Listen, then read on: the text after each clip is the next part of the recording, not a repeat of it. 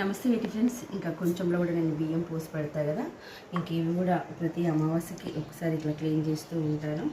ఇంకా ఇంట్లో ఉన్నాయని ఇలా చక్కగా తీసి పెట్టుకొని ఇంకా బియ్యం కూడా సపరేట్గా పక్క పెడతాను.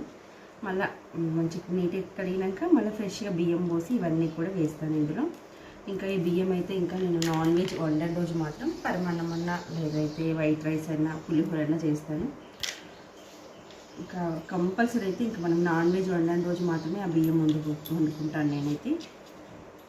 కొన్ని ఇలా పాటిస్తూ ఉంటాను. ఇంకా ఇవైతే ఇంకా ఇలా తీసి ఇందులో వేస్తున్నా. మళ్ళీ ఫ్రెష్ బియ్యం అయితే ఇందులో వేస్తా. చాలామంది అడుగుతూ ఉంటారు నన్ను, కొంచెంలో ఏమేమి వేస్తూ ఉంటావు అక్క అని. కొంచెంలో లక్ష్మీ గవ్వలు, ఇంకా గోమతి చక్రాలు, ఇంకా ఒకవేళ మీకు కావాలి అనుకుంటే ఇదంతా కూడా లాంగ్ వీడియో ఉంటుంది, లాంగ్ వీడియోలో చూడండి. దీని ప్రాసెస్ అంతా ఉంది అందులో. ఓకే మరి, థ్యాంక్ యూ ఫర్ వాచింగ్.